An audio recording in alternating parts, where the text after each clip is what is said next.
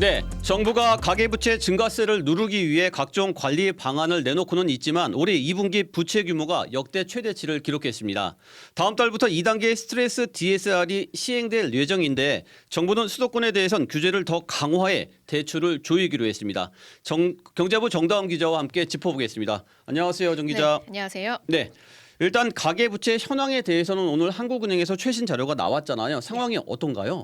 네, 한국은행이 오늘 2분기 가계신용 잠정치를 발표했는데요. 지난 6월 말 기준 가계신용 잔액이 1,896조 2천억 원입니다. 이게 1분기보다 13조 8천억 원 늘어난 수치고요. 2002년부터 이 통계를 공표한 이후로 역대 최대 규모입니다. 이 가계신용, 가계부채 좀 말이 헷갈리실 수 있는데요. 방금 언급한 가계신용은 가계가 은행이나 보험사, 대부업체, 공적 금융기관 등에서 받은 대출에다가 결제 전 카드 사용 금액까지 더한 포괄적 가계부채다 이렇게 보시면 됩니다. 그렇군요. 포괄적 가계부채가 1,896조 원, 그러니까 1,900조 원에 육박하는 건데 예. 역시 가장 큰 부분은 주택담보대출이겠죠? 네, 맞습니다. 가계신용 중에서는 가계대출 규모가 2분기 기준 1,780조 원 정도로 가장 크고요. 또 이 중에서 주담대 규모가 1,092조 7천억 원에 달합니다.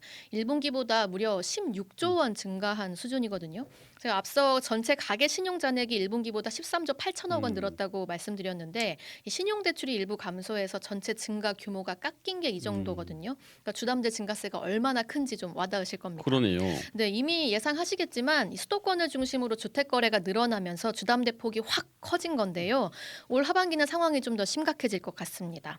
네. 네, 보통 이 주택 매매가 이루어지면 한 2, 3개월 시차를 두고 가계 대출에 영향을 미치는데 3분기의 시작인 7월에도 이 가계 부채가 2분기 수준으로 지금 늘고 있거든요. 네. 한국은행이 오늘 발표한 소비자 동향 조사에서도 8월 주택 가격 전망 지수가 118로 나타났는데 이게 2021년 10월 이후의 최고치입니다. 그러니까 가격 상승에 대한 기대가 그만큼 높다는 거고요. 앞으로 금리 인하까지 또 남아 있지 네. 않습니까? 부동산 시장이 더 과열될 수 있는 상황입니다. 그렇네요. 그런데 정부가 가계부채 억제 기조를 계속 관리를 해온 거잖아요. 예, 예. 은행들도 최근 몇 달 사이에 금리를 수십 차례 올리기도 했는데 수요를 전혀 잡지 못하고 있는 것 같아요. 네. 그래서 정부가 오늘 새로 꺼내든 카드가 스트레스 DSR 규제를 더 강화하겠다. 네, 이게 먼저 DSR 총부채 원리금 상환 비율이라고 하는데 이거 뭐였더라 나올 때마다 헷갈리실 수 있어서 짧게 설명드리면 이 DSR은 한마디로 버는 만큼 빌릴 수 있다는 기준입니다. 이 대출받은 사람이 1년간 갚아야 할 원리금 상환액을 연소득으로 나눈 값인데요.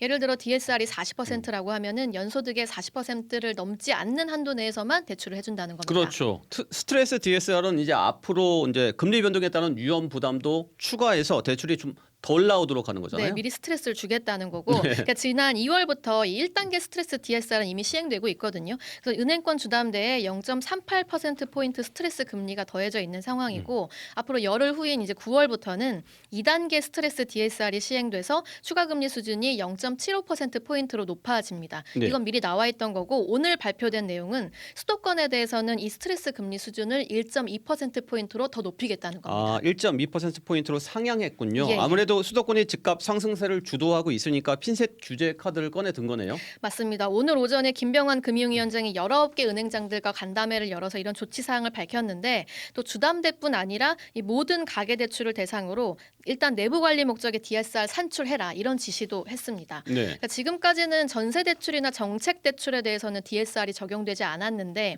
이제는 이런 대출에 대해서도 은행이 DSR 산정은 일단 해야 하고요. 내년부터는 당장 적용까지는 아니지만 관리 계획을 수립하고 또 이행해야 해서 대출이 좀 어려워질 수 있습니다. 그러면 당장 9월부터 주담대 금리가 오르는 건가요? 어떻게 되는 거죠? DSR 규제로 직접적으로 대출 금리가 오르지는 않습니다. 근데 다만 내 소득 대비 받을 수 있는 대출 규모 한도가 줄어들게 되는데요. 저희가 시뮬레이션한 자료를 지금 유튜브로 띄워드리겠습니다. 네. 연소득 5천만 원인 차주고 30년 만기 변동금리 이자 4.5%로 주담대를 받는다. 이렇게 가정을 했을 때 원래는 대출이 한 3억 2,900만 원까지 나와요. 근데 9월부터는 이 수도권에서 대출을 받으신다고 하면 2억 8,700만 원까지만 나오고요. 그러니까 한 4,200만 원 정도 줄어들게 되는 거죠. 그러네요. 네, 비수도권이면은 3억 200만 원까지 대출이 돼서 전보다 한 2,700만 원 정도 깎입니다. 그런데 이런 규제로 뭐 대출 증가세를 좀 막을 수 있을까요? 오히려 대출 그 막차를 좀 부추기고 실수요자 불편만 커지는 거 아닌지 뭐 이런 우려도 나오는 것 같아요. 네, 그러니까 금융위는 이제 사실 금리를 올리더라도 DSR 37%에서 뭐 40% 수준 정도에 있는 차주만 일부 대출 한도가 줄어들 거다. 근데 이게 은행권 주담대에서 차지하는 비중이 6.5% 수준이어서 그렇게 영향 크지 않을 거라고 말하고 있고요. 또 앞으로는 이제 금리 인하가 예상되다 보니까 그렇죠. 이미 은행들이 앞장서서 변동금리보다는 혼합형이나 주기형 같은 고정금리 상품을 본인들에게 유리하기 때문에 이미 많이 팔고 있거든요. 그렇죠. 그래서 주담대에서 이제 훨씬 더 고정금리가 많이 나가고 있어서 사실 실수요자 불편은 제한적일 것이다 이렇게 설명을 하고 있습니다. 네, 그렇군요. 여기까지 듣겠습니다. 경제부 정다운 기자 수고하셨습니다.